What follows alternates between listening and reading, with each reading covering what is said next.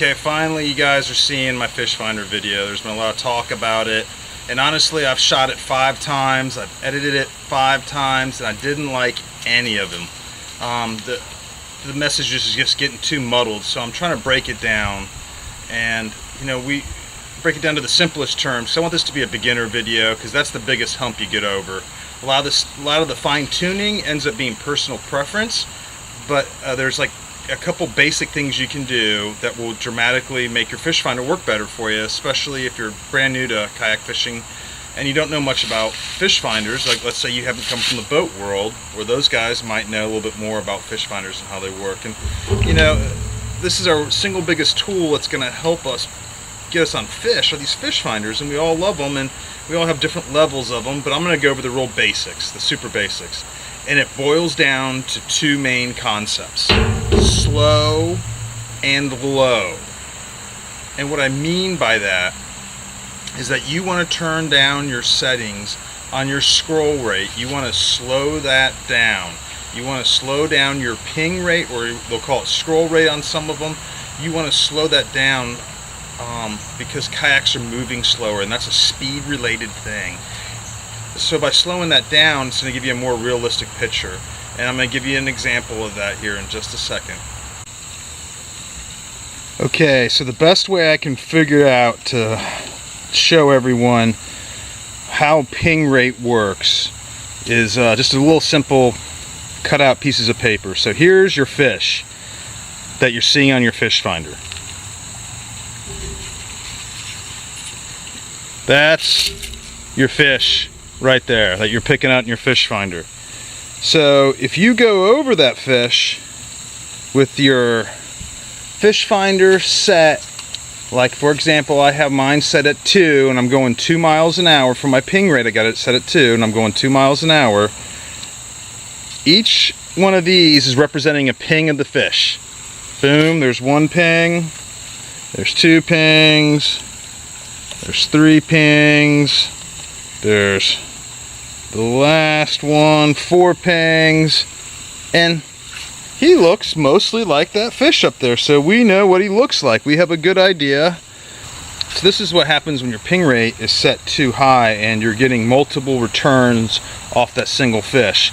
You're getting 1 ping, you're getting another ping, another ping, another ping.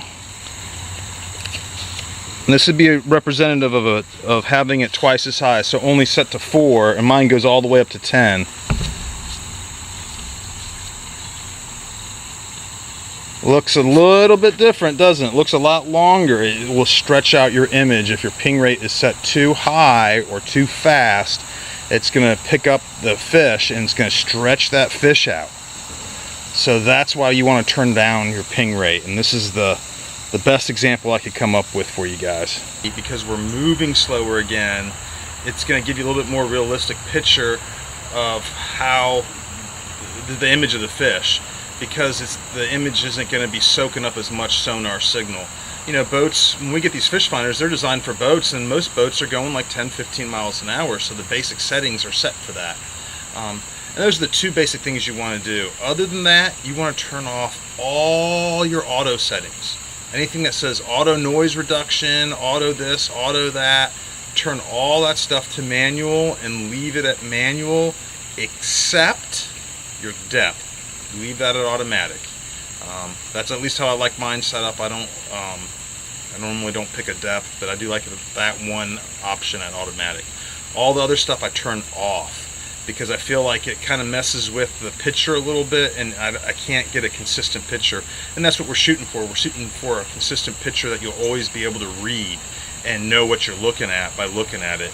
If it's always auto adjusting, you're never going to kind of get that really good grasp on what rocks look like, or what trees look like, or what sand or mud, or you're not going to be able to get those finer differentiate between things. Like I can tell when there's rocks versus stumps, even if the stumps are really rotted and their outline may look like rocks, because the sonar return on mine is so consistent that wood always comes back a certain way and rocks always come back harder.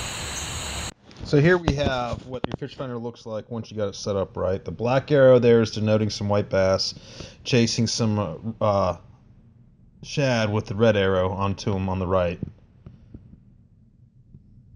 In this one you have some largemouth on the bottom, which are the black arrows, are pointing them out, are chasing some shad, which are the red arrow.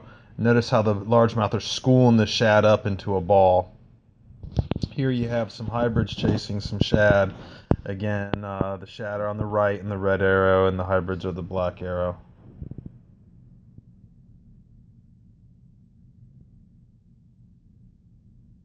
And here you got a log that's laid down in a creek that has some hybrids piled up on top of it. There's 6 or 7 good hybrids got pulled off of that. And here you got some largemouth relating to a drop. And what you don't see in this picture is there's some shad schools around. Guys, I just wanted to say thanks for watching the video. Please hit the thumbs up. Please share it with your friends. Thanks for watching.